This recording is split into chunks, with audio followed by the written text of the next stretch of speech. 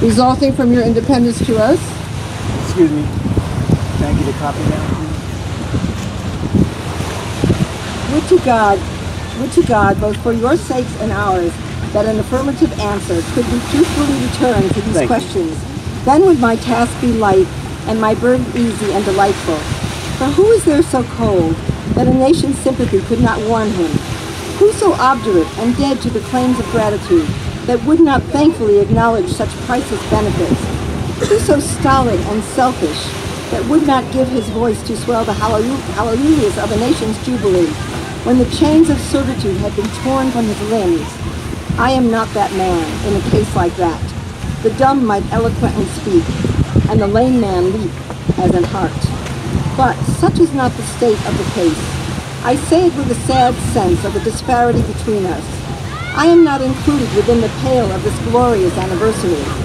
Your high independence only reveals the immeasurable distance between us. The blessings in which you this day rejoice are not enjoyed in common. The rich inheritance of justice, liberty, prosperity, and independence, bequeathed by your fathers, is shared by you, not by me. The sunlight that brought life and healing to you has brought stripes and death to me. This 4th of July is yours, not mine. You may rejoice. I must mourn.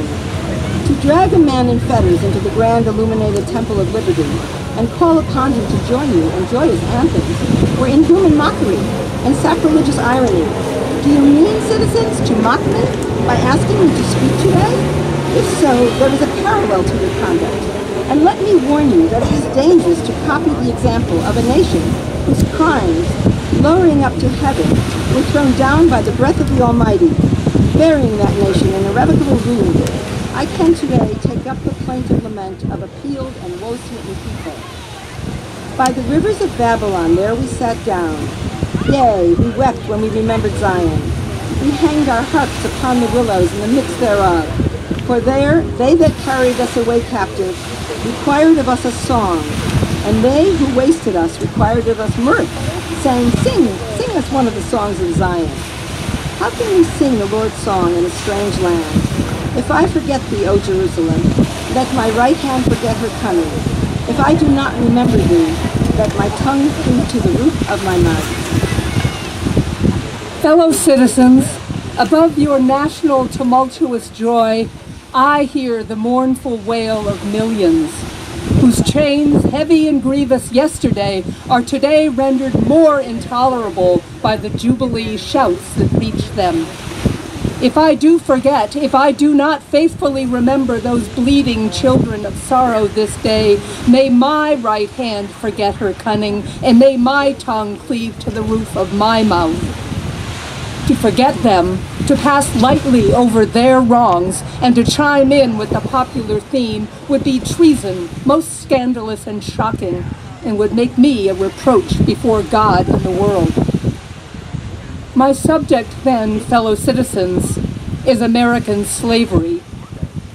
I shall see this day and its popular characteristics from the slave's point of view.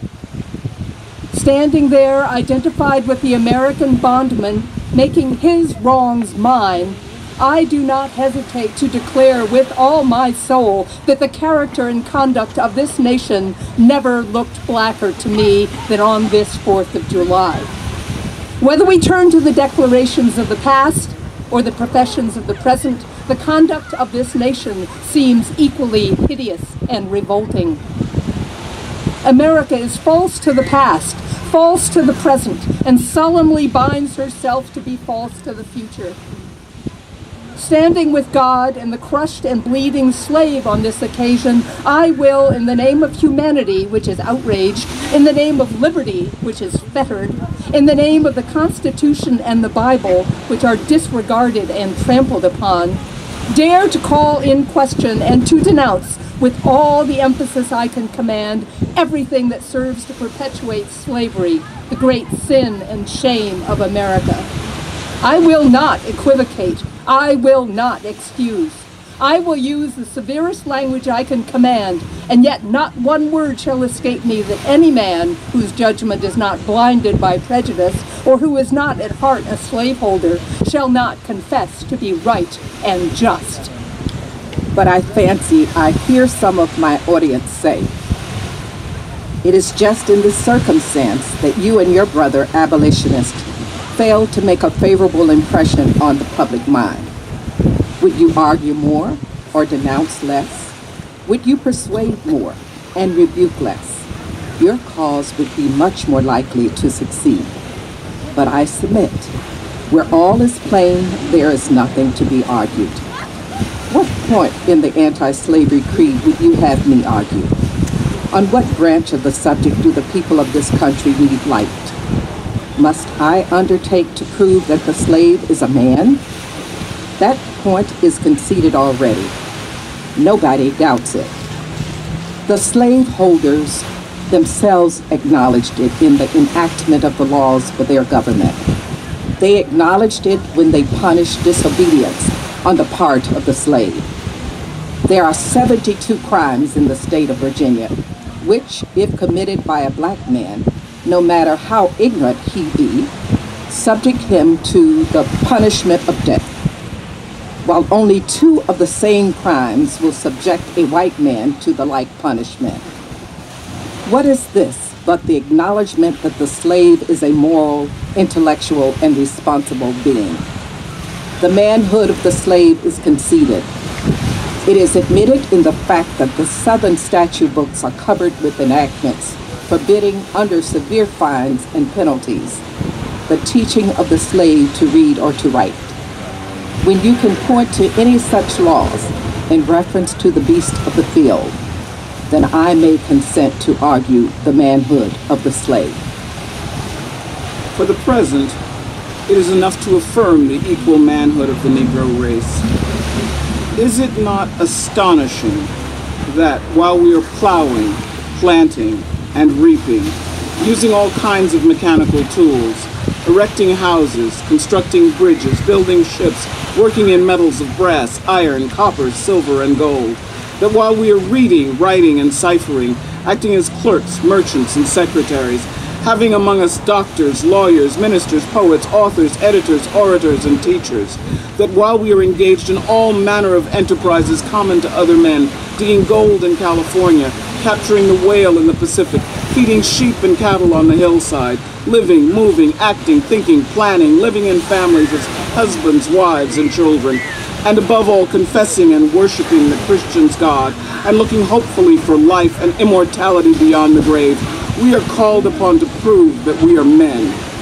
Would you have me argue that a man is entitled to liberty, that he is the rightful owner of his own body? You have already declared it. Must I argue the wrongfulness of slavery? Is that a question for Republicans? Is it to be settled by the rules of logic and argumentation as a matter beset with great difficulty involving a doubtful application of the principle of justice, hard to be understood? There is not a man beneath the canopy of heaven that does not know that slavery is wrong for him. What? Am I to argue that it is wrong to make men brutes, to rob them of their liberty, to work them without wages, to keep them ignorant of their relations to their fellow men, to beat them with sticks, to flay their flesh with the lash, to load their limbs with irons, to hunt them with dogs, to sell them at auction, to sunder their families, to knock out their teeth, to burn their flesh, to starve them into obedience and submission to their masters? Must I argue that a system thus marked with blood and stained with pollution is wrong? No, I will not. I have better employments for my time and strength than such arguments would imply. What then remains to be argued? Is it that slavery is not divine? That God did not establish it? That our doctors of divinity are mistaken? There is blasphemy in the thought. That which is inhuman cannot be divine. Who can reach and reason on such a proposition? They that can may. I cannot. The time for such argument is past. What to the American slave is your 4th of July? I answer, a day that reveals to him more than all other days in the year the gross injustice and cruelty to which he is the constant victim. To him, your celebration is a sham, your boasted liberty an unholy license, your national greatness swelling vanity. Your sounds of rejoicing are empty and heartless, your denunciations of tyrants brass-fronted impudence, your shouts of liberty and equality hollow mockery. Your prayers and hymns, your sermons and thanksgiving, with all your religious parade and solemnity, are to him mere bombast, fraud, deception, impiety, and hypocrisy. A thin veil to cover up crimes which would disgrace a nation of savages. There is not a nation on the earth guilty of practices more shocking and bloody than are the people of these United States at this very hour. Go where you may, search where you will, roam through all the monarchies and despotisms of the world, of the old world, travel through South America, search out every abuse, and when you have found the last, lay your facts by the side of the everyday practices of this nation, and you will say with me that for revolting barbarity and shameless hypocrisy, America reigns without a rival.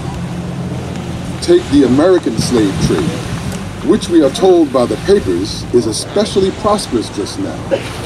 Ex-Senator Benton tells us that the price of men was never higher than now. He mentions the fact to show that slavery is in no danger. This trade is one of the peculiarities of American institutions. It is carried on in all the large towns and cities in one half of this confederacy, and millions are pocketed every year by dealers in this horrid traffic. In several states, this trade is a chief source of wealth. It is called, in contradistinction to the foreign slave trade, the internal slave trade. Behold the practical operation of this internal slave trade, the American slave trade, sustained by American politics and American religion. Here you will see men and women reared like swine for the market. You know what is a swine drover? I will show you a man drover. They inhabit all our southern states. They perambulate the country and crowd the highways of the nation with droves of human stock. You will see one of these human flesh jobbers armed with pistol, whip, and bowie knife, driving a company of 100 men, women, and children from the Potomac to the slave market at New Orleans. These wretched people are to be sold singly or in lots to suit purchasers. They are food for the cotton field and the deadly sugar mill. Mark the sad procession as it moves wearily along, and the inhuman wretch who drives them. Hear his savage yells and his blood-chilling oaths as he hurries on his affrighted captives. There, see the old man with locks thinned and gray. Cast one glance, if you please, upon the young mother, whose shoulders are bare to the scorching sun, her briny tears falling on the brow of the babe in her arms. See, too, that girl of 13, weeping, yes, weeping, as she thinks of the mother from whom she has been torn. The drove moves tardily. Heat and sorrow have nearly consumed their strength. Suddenly you hear a quick snap, like the discharge of a rifle. The fetters clank, and the chain rattles simultaneously. Your ears are saluted with a scream that seems to have torn its way to the center of your soul. The crack you heard was the sound of the slave whip. The scream you heard was from the woman you saw with the babe. Her speed had faltered under the weight of her child, and her chains, that gash on her shoulder, tells her to move on.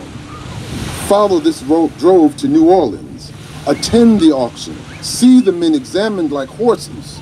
See the forms of women rudely and brutally exposed to the shocking gaze of American slave buyers. See this drove sold and separated forever, and never forget the deep, sad sobs that arose from that scattered multitude.